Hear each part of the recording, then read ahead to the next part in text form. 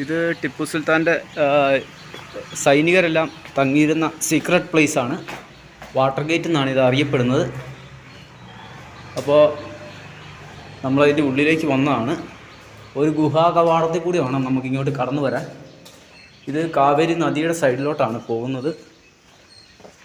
അപ്പോൾ നമ്മൾ ഉള്ളിലോട്ട് വരുമ്പോൾ ഇവിടെ കുറച്ച് പുതിയ ബിൽഡിങ്ങുകളൊക്കെ കാണാം. അപ്പോൾ ഇതിങ്ങനെ കാവേരി നദിയുടെ സൈഡിലേക്ക് പോവുകയാണ്. ഞാനൊരു പോക്ക് പോയി നോക്കുവാണ്.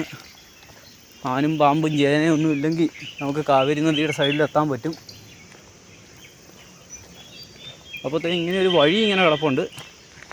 എന്താണ് വാട്ടർ ഗേറ്റ് കൊണ്ട് ഉദ്ദേശിക്കുന്നതെന്ന് എനിക്കറിയില്ല. കോട്ടയുടെ ഭാഗങ്ങളാണ് ഈ സൈഡിൽ കാണുന്നതല്ല. ഇത് കാവേരി നദീതീരത്തോട്ടുള്ള വഴിയാണെന്ന് തോന്നുന്നു. അവിടെ പന്നിക്കൂട്ടങ്ങളും കാര്യങ്ങളൊക്കെയാണ്. ഇതെല്ലാം ഇപ്പോൾ കാട് പിടിച്ച് കിടക്കുകയാണ്. അങ്ങോട്ട് പോയാലും വലിയ മെച്ചം ഉണ്ടാകുമെന്ന് എനിക്ക് തോന്നുന്നില്ല. അപ്പോഴത്തെ ഇത് കാവേരിയിലേക്ക് പോകുന്ന ഒരു ഗേറ്റാണ്. അത്രയേ ഉള്ളൂ സംഭവം.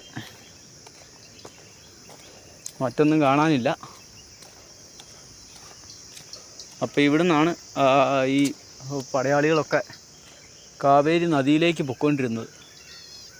ഇതിൽ കയറി പോയി നോക്കട്ടെ, ഇവിടെ എന്താ കാണാൻ പറ്റുമെന്ന് നോക്കട്ടെ. എല്ലാം കാണാൻ പറ്റുമെന്ന് നോക്കട്ടെ. എവിടെയാക്കിയാലും ഏതാണ്ട് പ്രതിഷ്ഠകളൊക്കെ ഉണ്ട്. ഹെയ് ഷെയ് ഫെയ് ഹൊയ്. ഇതൊക്കെ കോട്ടയുടെ ഭാഗങ്ങൾ ഇടിഞ്ഞു വീണാണ് കേട്ടോ. ഇതിലെ കയറി വരുമ്പം നമുക്ക് കാണാൻ പറ്റുന്നത് ഇതിൻ്റെ തൊട്ടപ്പുറത്ത് കാവേരി നദിയാണ് കേട്ടോ. ഇതാണ് വാട്ടർ ഗേറ്റ്. ഇതുണ്ട്, ഇതിൻ്റെ തൊട്ടപ്പുറത്ത് കാവേരി നദി ഒഴുകുന്നുണ്ട്. ഇതിൻ്റെ തൊട്ടപ്പുറത്താണ്. ഇത് കോട്ടയുടെ ഭാഗമാണ്. അതായത് കോട്ടയിൽ നിന്നും കോട്ടയുടെ ഭാഗമായിരുന്നു. ഇതൊക്കെ തോക്ക് വെക്കാനുള്ള ഹോളുകളൊക്കെ നമുക്കിവിടെ കാണാം. ഇതുണ്ടോ, എല്ലാ കോട്ടയിലും കാണുന്ന പോലെ തന്നെയുള്ള ഹോളുകളൊക്കെ ഉണ്ട്. അത് നദിയിൽ നിന്നും ശത്രുക്കൾ ഇങ്ങോട്ട് വരുമ്പോഴത്തേനും അവരെ തുരത്താനുള്ള ഇതായിരുന്നു. അതുപോലെ തന്നെ ഇവിടെ വാട്ടർ ഗേറ്റ് പോലത്തെ സംഭവങ്ങൾ വെച്ചിരുന്നത് ഇവിടുന്ന് പടയാളികൾക്ക് നദിയിലൂടെ പോകാനുള്ളൊരു മാർഗമായിരുന്നിരിക്കണം. ഏതായാലും ഇതും കോട്ടയുടെ ഭാഗമാണ് കേട്ടോ. നദിക്കരയിലുള്ള കോട്ടയുടെ ഭാഗമാണ്. നദിയെ അനുബന്ധിച്ച് തന്നെയാണ് ഈ ഭാഗങ്ങൾ മുഴുവൻ ഉണ്ടായിരുന്നത്. പിന്നെ ഇത് മുഴുവൻ സർപ്പക്കാവുകളാണ്. ഇവിടെ സർപ്പക്കാവിൻ്റെ ശില്പങ്ങളും പിന്നെ ഒരു ഹനുമാൻ ടെമ്പിൾ പോലെയുള്ള സംഭവമൊക്കെ ഉണ്ട്. അത് സർപ്പക്കാവാണ് കേട്ടോ. അപ്പോഴത്തെ ഇതൊക്കെ കണ്ടിട്ട് നമ്മൾ ചെറിയ ചെറിയ കാഴ്ചകളാണ്. പക്ഷേ ഇതൊക്കെ പണ്ട് ചരിത്രത്തിൽ 1799 മുൻപ് വലിയ സംഭവങ്ങളായിരുന്ന സ്ഥലങ്ങളാണ്. അതൊക്കെ ഇപ്പം നമ്മൾ വന്ന് കണ്ടുകൊണ്ടിരിക്കുകയാണ്. ഇതാണ് വാട്ടർ ഗേറ്റ് എന്നറിയപ്പെടുന്നത്. ഇതൊക്കെ പന്തമൊക്കെ കുത്തിവെച്ചിരുന്ന സ്ഥലങ്ങളാണ് കേട്ടോ. വെട്ടത്തിന് വേണ്ടി എണ്ണയൊഴിച്ച് പന്തങ്ങളൊക്കെ കുത്തിവെച്ചിരുന്ന സ്ഥലങ്ങളാണ് ഈ കാണുന്നത്. ഒരു വലിയ ടണൽ.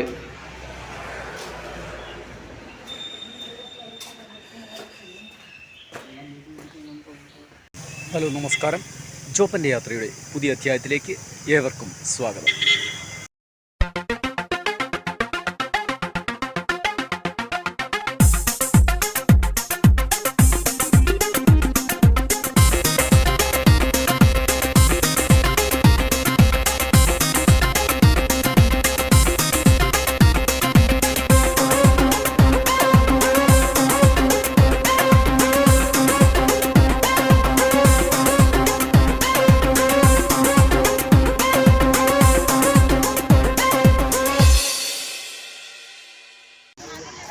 നമ്മൾ അണ്ടർഗ്രൗണ്ട് ജയിലിലോട്ട് വന്നതാണ്.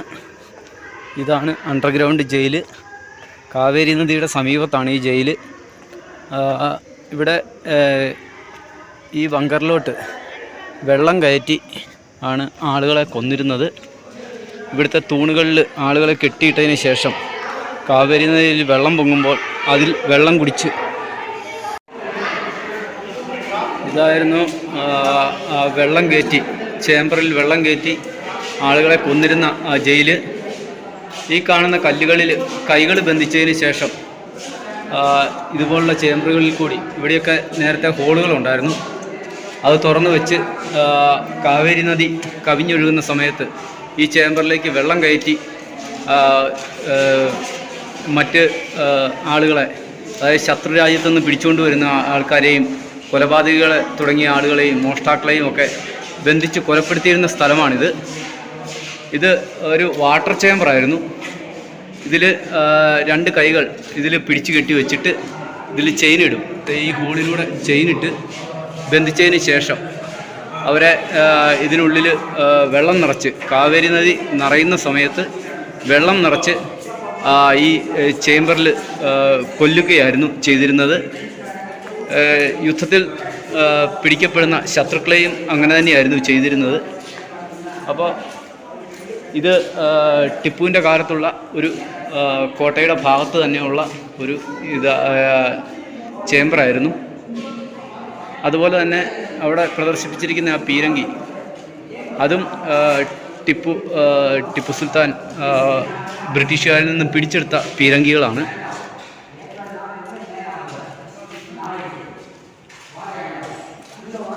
അപ്പോൾ നമ്മൾ ഈ ചേമ്പറും പിന്നിട്ട് നമ്മൾ അടുത്ത സ്ഥലത്തേക്ക് പോവുകയാണ്. ഏകദേശം 30 അടി ഉയരത്തിലാണ്, താഴ്ചയിലേക്കാണ് ഈ ചേമ്പർ പണിതിരുന്നത്.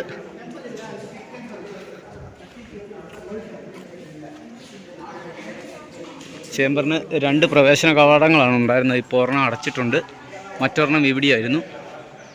ഇതിപ്പോൾ നടകെട്ടി ഇറക്കിയിരിക്കുന്നതാണ്. പക്ഷേ മുൻപ് അങ്ങനെയല്ലായിരുന്നു. ഈ കാണുന്ന പടികളിലൂടെയായിരുന്നു ആളുകളെ ഇറക്കിക്കൊണ്ട് വന്നിരുന്നത്. ഇതായിരുന്നു ആ പടികൾ, മുകളിൽ നിന്ന് ഇറങ്ങി വരാനുള്ള പടികളുടെ അവശിഷ്ടമാണിത്. ഇതിങ്ങനെ സ്റ്റെപ്പ് താഴം വരെ ഉണ്ടായിരുന്നു. അതിനുശേഷം ഇപ്പോൾ ആളുകൾക്ക് വന്ന് കാണാനുള്ള ഒരു സൗകര്യത്തിന് വേണ്ടിയാണ് ഈ കല്ലുകൾ ഇവിടെ പാകിയിരിക്കുന്നത്.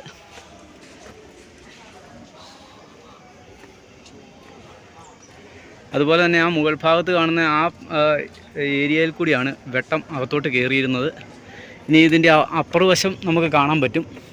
ഇതിൻ്റെ പുറകുവശത്താണ് കാവേരി നദി ഒഴുകിപ്പോകുന്നത്. അപ്പോൾ നമുക്ക് ഈ കോട്ടയുടെ തന്നെ ഭാഗമാണിത് കേട്ടോ. ഈ വലിയ കോട്ടയുടെ ഭാഗമാണ്. നമുക്ക് കാണാൻ സാധിക്കും. അതാണ് കാവേരി നദി.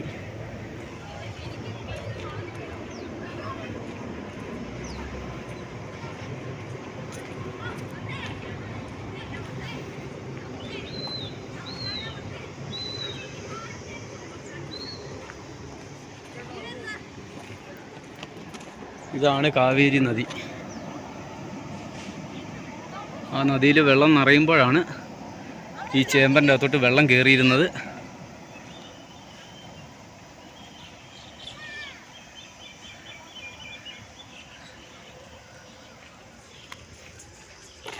ഇപ്പോൾ 92 കാലഘട്ടത്തിലൊക്കെ ഞാനിവിടെ വരുമ്പോൾ ഇത് പാറ തന്നെ നമുക്ക് കാണാൻ പറ്റുമായിരുന്നു. അത് പാറയിൽ നിർമ്മിച്ചതാണെന്നുള്ളതിൻ്റെ ഒരു തെളിവായിട്ട്. പക്ഷേ ഇപ്പോൾ അത് സിമെൻ്റ് എല്ലാം തേച്ച് അത് ഒരു വേറൊരു രീതിയിലേക്ക് ആക്കിയിരിക്കുകയാണ്. എൻ്റെ കാവേരി നദി കവിഞ്ഞൊഴുകുന്ന സമയത്താണ് ഇവരെ വധിച്ചിരുന്നത്. ഈ ചേമ്പറിലേക്ക് വെള്ളം കയറ്റി കൊല്ലുക എന്നുള്ളതായിരുന്നു.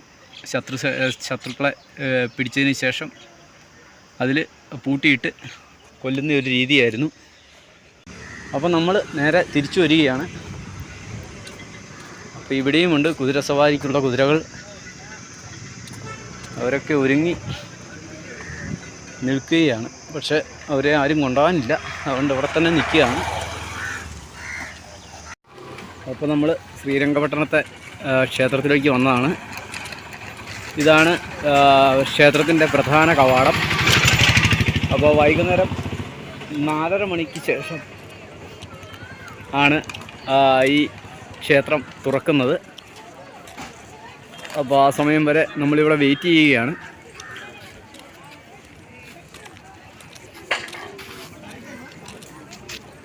വലിയ ഗോപുരമുള്ള ഒരു ക്ഷേത്രമാണിത്. 5 നിലകളിലായിട്ടാണ്, 5-6 നിലകളിലായിട്ടാണ് ഈ ക്ഷേത്രം സ്ഥിതി ചെയ്യുന്നത്. ക്ഷേത്രത്തിൻ്റെ ഗോപുരം. അപ്പോൾ ഇവിടെ നിറയെ സുവനീറുകളും മറ്റ് ആരാധനാ വസ്തുക്കളുമൊക്കെ വിൽക്കുന്ന കടകളാണ് ധാരാളമുള്ളത്. നിറയെ പെയിൻറ്റിങ്ങുകൾ കാര്യങ്ങൾ ഒക്കെയുള്ള കടകൾ നമുക്ക് കാണാൻ പറ്റും. അപ്പോൾ ഇവിടെ എല്ലാവരും വെയിറ്റ് ചെയ്യുകയാണ്. ക്ഷേത്രത്തിനുള്ളിലേക്കുള്ള പ്രവേശനത്തിന് വലിയ ക്യൂ ആണ് കാണാൻ പറ്റുക. ഒരുപാട് ദൂരം വലിയ ക്യൂ ആണ് നമുക്ക് കാണാൻ പറ്റുന്നത്.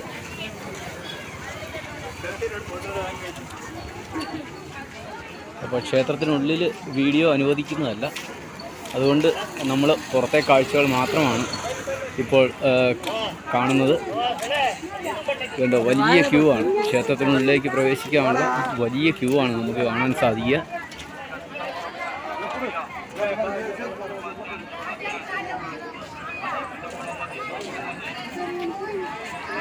പൂർണ്ണ മറ്റു ക്ഷേത്രങ്ങളിലെ പോലെ തന്നെ പകുതി ഭാഗം കരിങ്കല്ലിലും ബാക്കി ചുടുകട്ടയിലും തീർത്ത ക്ഷേത്രമാണ്.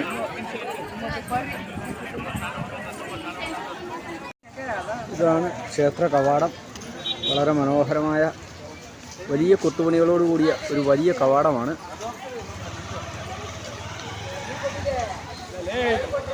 സമയത്ത് ഉപയോഗിക്കുന്ന രഥങ്ങളാണ് ഈ കാണുന്നത്. ഇതൊക്കെ ചെറിയ ചെറിയ രഥങ്ങളാണ്. ഇതിൽ തടികൾ കെട്ടിവെച്ച് അതിന് കൂടുതൽ ഭംഗിയാക്കിയാണ് ഘോഷയാത്രയ്ക്ക് ഉപയോഗിക്കുന്നത്.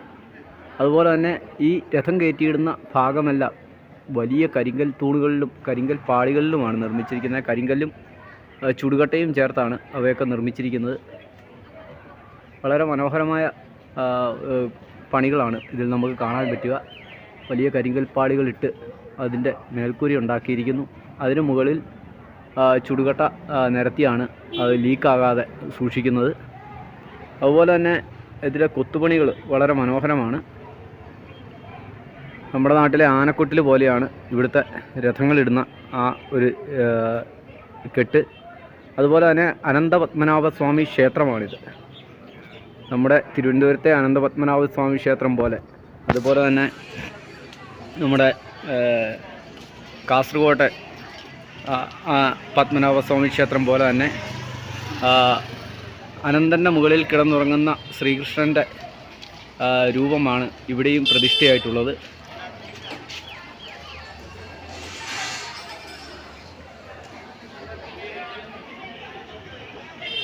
ധാരാളം കരകൗശല വസ്തുക്കൾ ഇവിടെ പ്രദർശിപ്പിച്ചിട്ടുണ്ട്. കൂടുതലും ഐരാവതമാണ്. ആനകളുടെ, പിന്നെ പഴയ രാജാക്കന്മാരൊക്കെ യാത്ര ചെയ്യുന്ന ആനകളുടെ ശില്പങ്ങളും ബുദ്ധപ്രതിമകളും ഒക്കെയാണ് കൂടുതലും പ്രതിഷ്ഠിച്ചിരിക്കുന്നത്. അതുപോലെ തന്നെ മൈസൂർ പാലസിൻ്റെ ഒരു രൂപം ഇവിടെ നിർമ്മിച്ചിരിക്കുന്നത് കാണാം. വളരെ മനോഹരമായിട്ടാണ് ഇതൊക്കെ നിർമ്മിച്ചിരിക്കുന്നത്. മൈസൂർ പാലസാണ്. അപ്പോഴത്തെ ഈ കാഴ്ചകളൊക്കെയാണ് നമുക്കിവിടെ കാണുന്നത്. ഇവിടെ വരുന്നവർക്ക് സുവനീറുകളായിട്ട് ഇതെല്ലാം വാങ്ങിക്കൊണ്ട് പോകാൻ പറ്റുന്നതാണ്. ഇതുണ്ട് ഗണപതിയുടെ വളരെ മനോഹരമായ ഒരു രൂപം. എല്ലാം തടിയിൽ തീർത്ത രൂപങ്ങളാണ് കേട്ടോ.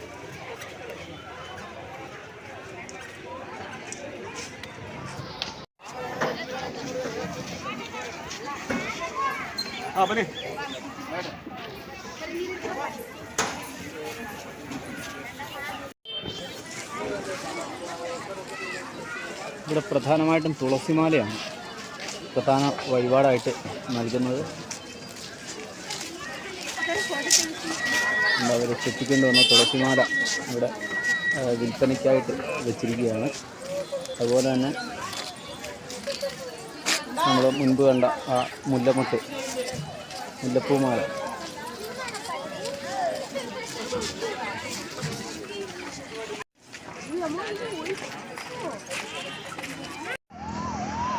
അങ്ങനെ നമ്മുടെ കർണാടകയിലെ ലാസ്റ്റ് ഡെസ്റ്റിനേഷനിലോട്ട് നമ്മൾ കയറുകയാണ്. മറ്റൊരിടത്തേറ്റുമല്ല, ഹെറിറ്റേജ് സിറ്റി മൈസൂരിലോട്ട് നമ്മൾ കയറുകയാണ്. ഇതാണ് നമ്മുടെ കർണാടകയിലെ ലാസ്റ്റ് ഡെസ്റ്റിനേഷൻ, മൈസൂർ. അങ്ങനെ welcome to heritage city Mysore. അപ്പോൾ നമ്മുടെ യാത്ര തുടരുകയാണ്. മൈസൂരിലേക്കാണ് കയറുന്നത്. അപ്പം നമുക്ക് യാത്ര തുടരാം. അപ്പത്തെ നല്ല സ്വർണ്ണവർണ്ണത്തിൽ നിൽക്കുന്ന ഒരു നെൽപ്പാടം. നമ്മൾ മൈസൂരിലാണുള്ളത്. മൈസൂരിലെ വൃന്ദാവൻ ഗാർഡൻ കാണാൻ വേണ്ടി പോവുകയാണ്. ആ വഴിയിൽ കണ്ട ഒരു കാഴ്ച വളരെ മനോഹരമാണ്. കിലോമീറ്ററുകളോളം നെൽവയൽ എൻ്റെ രണ്ട് സൈഡിലും ഉണ്ട് കേട്ടോ. നമ്മളൊരു പാലക്കാട് എത്തിയ പോലെയാണ് എനിക്ക് തോന്നുന്നത്. പാലക്കാട് ഇങ്ങനെ നെല്ല് വിളഞ്ഞ് കിടക്കുന്ന സമയത്ത് ഇങ്ങനെയാണ് കിടക്കുന്നത്. കുട്ടനാട്ടിലെ പോലെയല്ല. കുട്ടനാട്ടിൽ മറ്റൊരു രീതിയാണല്ലോ. ഇതിങ്ങനെ തട്ടുതട്ടായിട്ടാണ്, ഒരു മലയുടെ ഒരു ചെരുവ് തന്നെയാണ്. ചെരുവിൽ ഇങ്ങനെ തട്ടുതട്ടായിട്ട് കൃഷി ചെയ്തിരിക്കുകയാണ്. അതുകൊണ്ട് കാണാൻ നല്ല രസമുണ്ട്. സ്റ്റെപ്പായിട്ട് ഇങ്ങനെ നെല്ല് നിൽക്കുന്നത്. ഞാനിതിൻ്റെ സൈഡിലുള്ള ഒരു അരുവിയുടെ സൈഡിലാണ് ഇപ്പം തുണിയൊക്കെ കഴുകിയിട്ട് കയറിയത്. അപ്പോഴത്തെ ഈ കാഴ്ചകളൊക്കെ കണ്ട് നമ്മൾ നേരെ വൃന്ദാവൻ ഗാർഡൻ, അതിമനോഹരമായ വൃന്ദാവൻ ഗാർഡനിലേക്ക് പോവുകയാണ്. പണ്ട് 92-ൽ സ്കൂളിൽ പഠിക്കുന്ന കാലത്ത് വൃന്ദാവനിൽ വരാൻ പറ്റിയെങ്കിലും അന്ന് അവിടെ ഒരു വലിയ പ്രളയമുണ്ടായി. വൃന്ദാവൻ ഗാർഡൻ്റെ ഒരു ഭാഗമൊക്കെ കാവേരി നദിയിലേക്ക് ഇടിഞ്ഞു പോയതിനാൽ ഞങ്ങൾക്ക് അന്ന് വൃന്ദാവനിൽ കയറാൻ പറ്റിയില്ല. അന്ന് തൊട്ടുള്ള ഒരു ആഗ്രഹമാണ് വൃന്ദാവൻ ഗാർഡനിൽ ഒരു ദിവസം വന്ന് കാണണമെന്നുള്ളത്. അത് നമ്മുടെ കേരള ടു കാശ്മീർ യാത്രയിൽ, ഓൾ ഇന്ത്യ ട്രിപ്പിൽ തന്നെ സാധിക്കാൻ പറ്റിയുള്ളൂ. വർഷങ്ങൾക്ക് ശേഷം 32 വർഷങ്ങൾക്ക് ശേഷമാണ് എനിക്ക് അത് സാധിക്കുന്നത്. അപ്പോൾ നമ്മുടെ യാത്ര വൃന്ദാവൻ ഗാർഡനിലോട്ട് പോവുകയാണ്. വൃന്ദാവൻ ഗാർഡൻ കാണാൻ പോയപ്പോൾ ഇവിടുത്തെ സൊസൈറ്റിയുടെ ഒരു സെക്രട്ടറിയും ഇവിടുത്തെ കുറേ ആളുകളും എന്നെ സ്വീകരിക്കുകയുണ്ടായി. ഇവരൊക്കെയാണ് അവിടുത്തെ ആള്. आपका नाम क्या है? किरण. आपका नाम? वेंकटेश. संदीप. बेटा आओ, क्या टेंशन है? नाम की? गोपाल. आपका? राहुल. ഇവിടെ വേറെ 2 പേരും കൂടി ഉണ്ട് കേട്ടോ. അപ്പോൾ ഇവരെല്ലാം നമ്മളെ വിളിച്ച് രാവിലത്തെ കാപ്പി കുടിക്കാൻ വേണ്ടി നിർബന്ധിച്ച് കാപ്പിയൊക്കെ കുടിപ്പിച്ച്. അപ്പോൾ ഞാൻ ഇവരോടൊക്കെ യാത്ര പറഞ്ഞ് ഇവിടുന്ന് യാത്രയാവുകയാണ്.